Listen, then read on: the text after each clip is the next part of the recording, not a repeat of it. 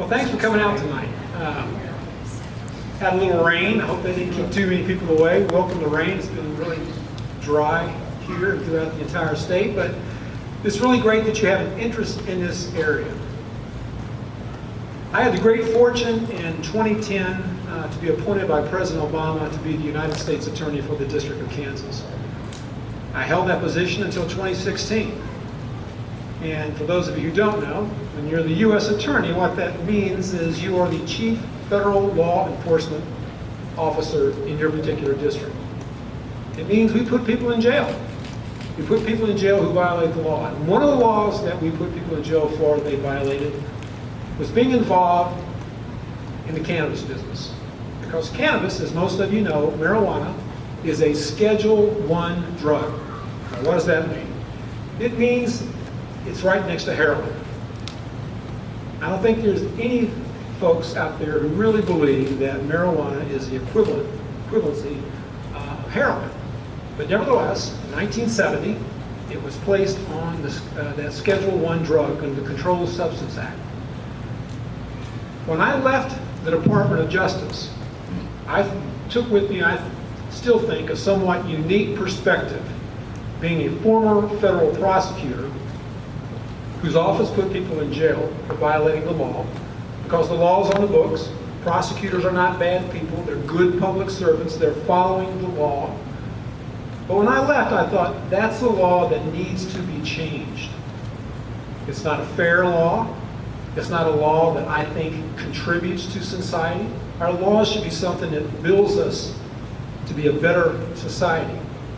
This law wasted, and I'll say this so no one misunderstands me, I am very pro law enforcement.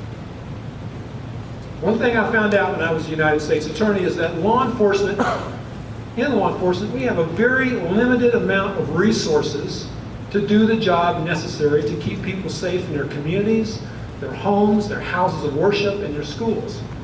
So then it becomes a question of where are we going to use the taxpayers' money? Well, I'm of the opinion that investigating interdiction, arresting, prosecuting, and incarcerating someone for doing something as a responsible adult, they shouldn't lose their liberty. They shouldn't be put in prison. They shouldn't have their children taken away from them. They shouldn't have their property seized by the federal government. So when I left the Department of Justice, I thought, what is it that I can do as a former federal prosecutor to help change the discussion and to help change, ultimately, the law? And since that time, I've been involved in various activities, working with NORML on certain cases, and with the Drug Policy Alliance and some other folks, because I feel very passionately that this is something that needs to change. Now, having said that, I often get, well, how often do you use cannabis? And my answer is never. But I also I don't drink bourbon, and I don't smoke cigarettes, and I don't smoke cigars, I don't drink scotch. But as a responsible adult, if I did any of those things, I shouldn't lose my liberty, and I shouldn't have my property taken from me. That's because it's a very American issue. If you're an adult, you can make a rational adult decision that's not hurting anyone else. I kind of say that as a setup for the rest of the evening, because these gentlemen are really going to speak to the issues related to hemp and how that might benefit and will benefit farmers here in Kansas, and how this is a real opportunity for members of our friends in agriculture to really start to get ahead of the curve, because this is going to be a green wave that's coming. People are going to do really well with this. So I hope by the end of this evening you'll be able to take some information with you. So why should we legalize it? Like I said, law enforcement friendly, tax revenue, economic activity that it can develop. I believe any decision that's made with laws should be based in fact and should be part of sound public policy. For far too long, we have lived with myths about cannabis. I had a police officer tell me one time, every drug addict I've ever arrested started with marijuana. I said, well, if you use that logic, then every person who ever drinks a beer must become an alcoholic, right? Well, that's backwards. That's not true. So we need a fact-based discussion concerning marijuana.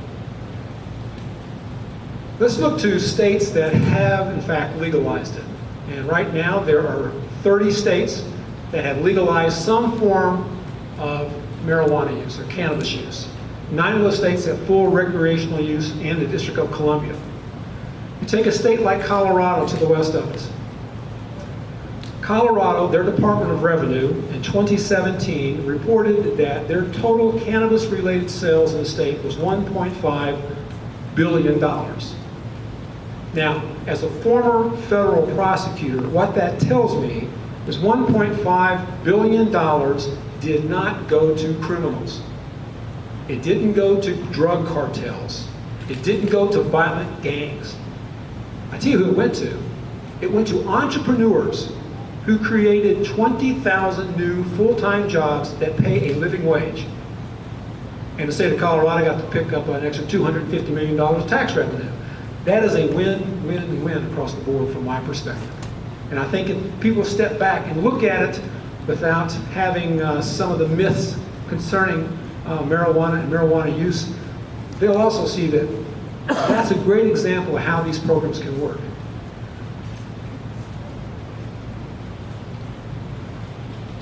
What about medical cannabis? A lot of folks are here wondering about medical cannabis. First of all, because cannabis is still a Schedule I drug, in this country we have not done a lot of medical peer-reviewed studies of cannabis. Even though outside this country, I think it's approximately either 21 or 22,000 peer-review articles are out there. And I think there is ample evidence that it does those things we have posted right up here. Everything from sleep aid to pain release, anti-seizure. But we need to do research in this area. And until it comes off of being a Schedule I drug, we will not be allowed to do that. Well, you know, my friends in politics, they get a little antsy about talking about marijuana and talking about passing it. You know, boy, I don't think we could do that. Well, if you look at the numbers, support for medical legalization is at an all-time high in our country. Interestingly enough, the breakdown, the demographics, the lowest number you have is 57%. Now, show me a politician that would turn his or her nose up at 57% of the vote. They won't. But it's even more than that. As you can see, the different Democrats, independents, men, women, it's something that is across the board. And one of the things that I like to do when I talk to our friends who are in politics is to tell them, don't be afraid of this. This is something that can actually, I think, benefit you in your public policy decision making, that this is something you're going to have a lot of support about. It's not like you're going to speak out about this and people are going to turn their backs on you. Quite the contrary. I think people will run to you if you take this position. April 2017, CBS poll. 88% of the people they polled supported medical use. 61% supported legalizing recreation. And 71% opposed the federal government intervening in any kind of state's efforts to legalize it. I was talking with a gentleman earlier, we were talking about the Constitution. And one of the provisions in our Constitution is the 10th Amendment. And the 10th Amendment basically says, if this is an area that the federal government shouldn't be involved in, then all power resides with the state. And there's legislation pending right now from people as conservative as Cory Gardner, who's a senator from Colorado, to as liberal as Elizabeth Warren. It's called the States Act. And they've got 6 supporters on each side of the aisle backing them. So I feel fairly confident, as I said, that this is going to move public policy. It's going to move legislation that's going to ultimately allow marijuana from being removed as a Schedule I drug, and will allow each state to make the decision as to whether or not they want to allow for use. Now, maybe a couple in here are older than I am, but I'm old enough to remember we didn't have liquor by the drink in Kansas. And people said, that's never going to change. No, it changed. I'm old enough to remember we didn't have gambling in Kansas. It changed because of revenue. Colorado has recreational use. Medical is going to be on the ballot in Missouri. It's polling off the chart. It's going to pass. The very red state of Oklahoma just passed through referenda medical marijuana. And the bicameral legislature, I should say, in Nebraska is seriously considering it. We may well be landlocked as Kansans. And I think one of the tragedies of that is that if we have, say, a soldier from Fort Riley who's been deployed 2 or 3 times and is suffering from post-traumatic stress disorder, and he or she doesn't want to take psychotropic drugs, and they want to go down to Oklahoma City, they want to go to Denver, or they want to go to Kansas City, Missouri, and buy medical cannabis, and they're stopped driving back to Fort Riley. Do we really want to prosecute that warrior who stood for us? I mean, those are things we need to think about as Kansans.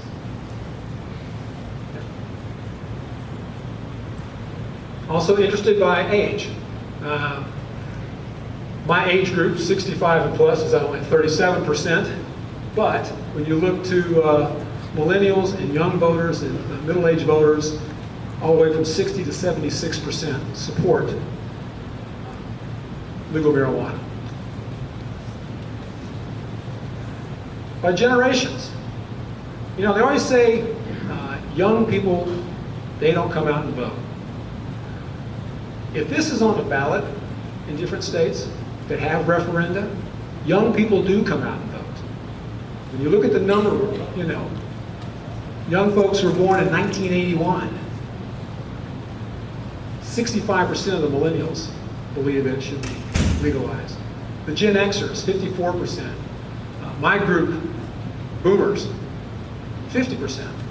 Again, the numbers are there, and the people are way ahead of folks in politics at this point, from my perspective. Okay. Well, what about Kansas? Well, there's a wonderful survey called Kansas Speaks. It's from the Docking Institute of Public Policy out of Fort Hays State University. It's a fabulous, fabulous institution, great institute. And back in 2014, one of the questions that they asked was about the use of therapeutic marijuana. And in 2014, I think it's probably increased since then, 59% of the people interviewed in Kansas wanted to have therapeutic use of marijuana allowed. You talk to a lot of folks who are in elective office, they just don't believe that. But that is an outstanding institution. They have a very, very large sample size. This isn't some small sample size they do. And in that case, we had 59% who support it.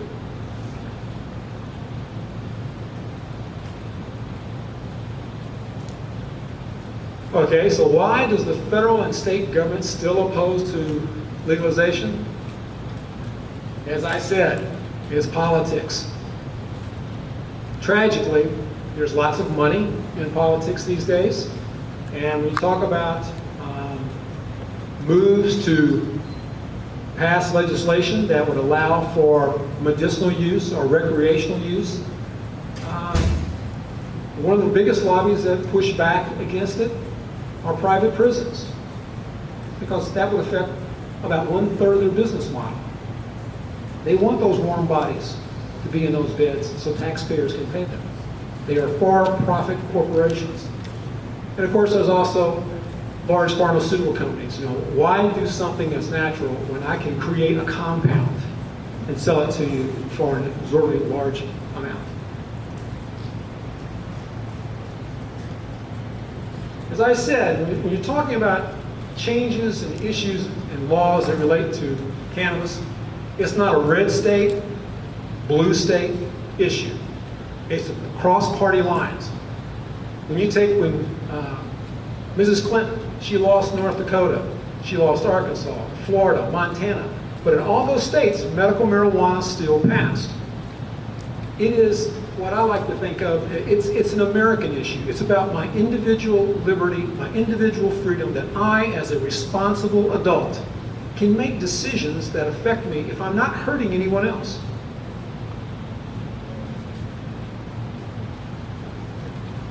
So what? If the medical industry is thriving, despite the plant being on Schedule 1, who cares? The italics portion tells you who cares. That's the part that federal prosecutors look at. So why is this not happening? Why is the federal government being in our faces on this issue? Well, when I was in the federal government, along with my colleagues at the Department of Justice, there was a gentleman there who was a Deputy Attorney General of the United States. His name was Jim Cole. Some of you may have heard of the Cole Memo. And what the Cole Memo stood for were these basic priorities, which are really the same kind of priorities that if you're opening a liquor store, you would have to abide by. You can't be a criminal. You can't sell your product to minors. You can't use violence or firearms in your business. These are really straightforward, the Cole Memo. Because we started having states like Colorado and others that were coming online, and we had a decision to make. Are we, quote, the federal government, are we going to preempt?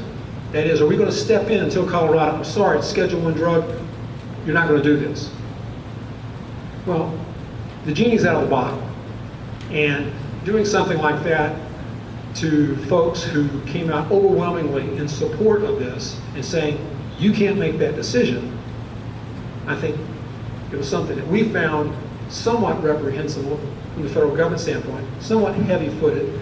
So we put this guide in place that if you adhered to the Cole Memo, the federal government would stay out of your way. Now, if you didn't adhere to it, and you wound up selling it to kids, or you were involved in criminal activity, then we would. So that was in place up until this fellow showed up, Jeff Sessions.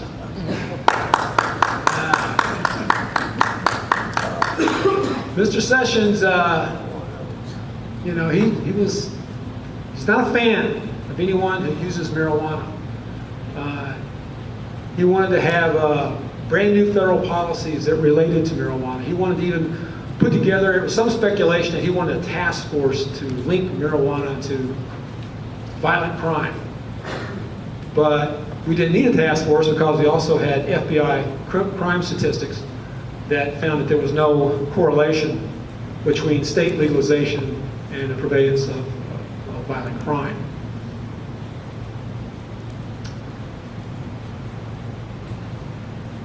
Good people don't smoke marijuana. He obviously has never spoken to an Iraqi or an Afghan war veteran who is seeking some kind of relief from post-traumatic stress disorder. He obviously has not spoken to the worker who's been injured on the job and does not want to take opioids because of its addictive nature. Sadly, I think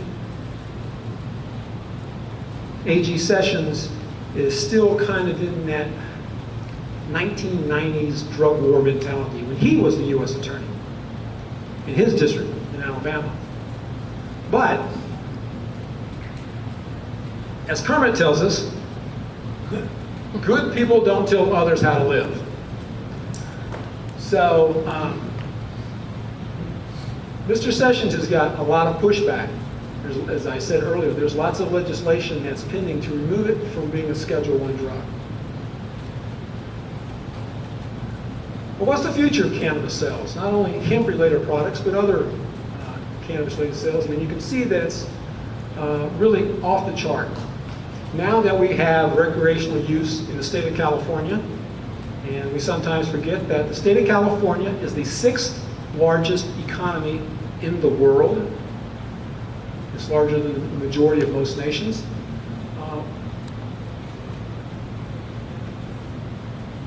The ability of entrepreneurs to reach out and develop in a very capitalistic way this market and to move this market forward in a responsible way so that there are safeguards for children, so that there's revenue, so that there, quite frankly, as we started at the very beginning, that there's more resources for law enforcement to do the things they need to do to keep us safe in our communities. It's coming.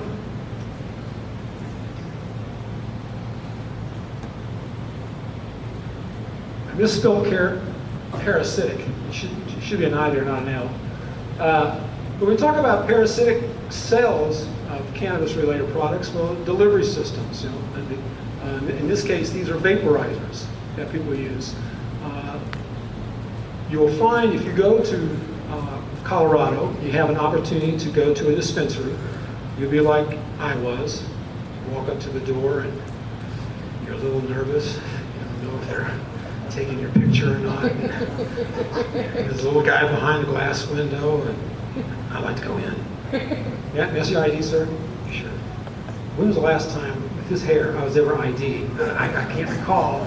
I give them my ID, and then I go inside. And it's really nice. It's almost like a jewelry store.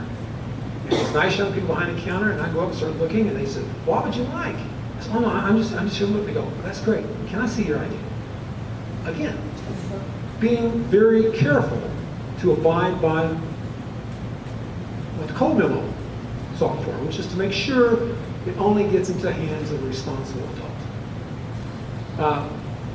But as part of that, all these other parasitic sales that are out there, it's going to be a whole other universe of areas where entrepreneurs can develop businesses.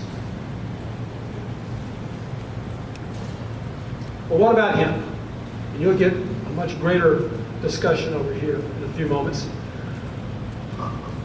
Even though hemp does not have the high THC level that marijuana, when you think about marijuana, typically has to give you that euphoric feeling, nevertheless, it is still a Schedule I drug. So if you're interested in being a hemp farmer, and you go to your ag bank, and you want to borrow some money, what do you want to plant, Barry? Well, I'm thinking about getting into the hemp business. Can't help you. The banking laws in this country say that if you are a banker and you're lending money to someone who is developing a marijuana business, who is developing a grow facility, that can be considered as money laundering. Bankers, being bankers, they're a very conservative group of folks, and by that I mean they're conservative in as much as they are responsible to their shareholders. They are not going to put their shareholders' investment at risk. So that's just one more reason why it needs to come off of being a Schedule I drug, so that it can be treated like any other commodity.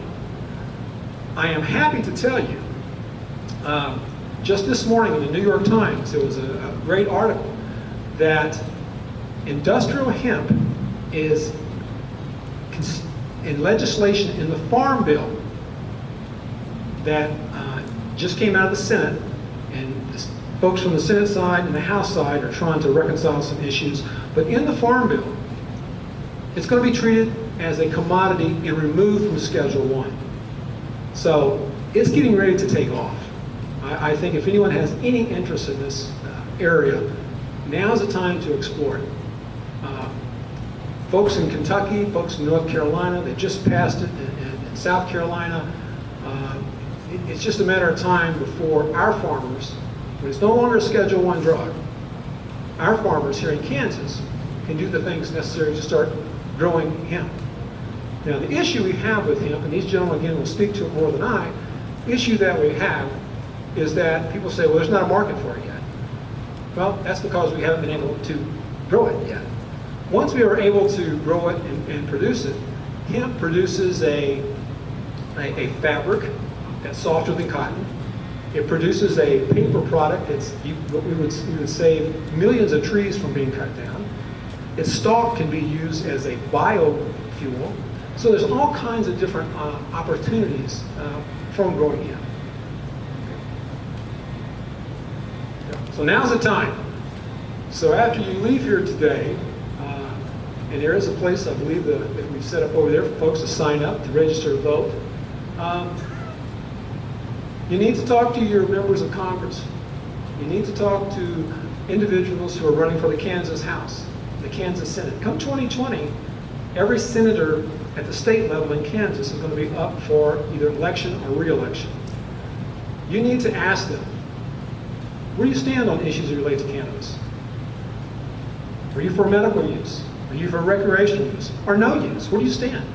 I think it's going to be, we saw those numbers, those polling numbers, I think it's going to be a huge question that people can't skate around. And the responsibility of making sure they don't skate is up to you folks, to ask those questions and hold their feet to the fire. It's a powerful tool, and I hope we all can use it. Kind of in closing, before I turn it over,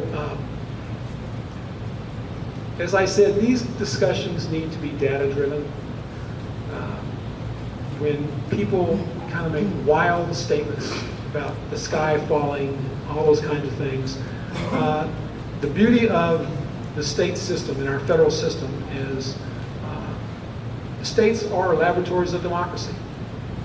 We get to see what works, where it works, what fails, what we can improve on. And here in Kansas, we have the opportunity to look at 30-some states that have legalized it at some level. We can take the best from each of those states and craft data, fact-driven legislation that benefits us as a state, as a community, and as a society. Thank you very much for coming out. I appreciate your attention.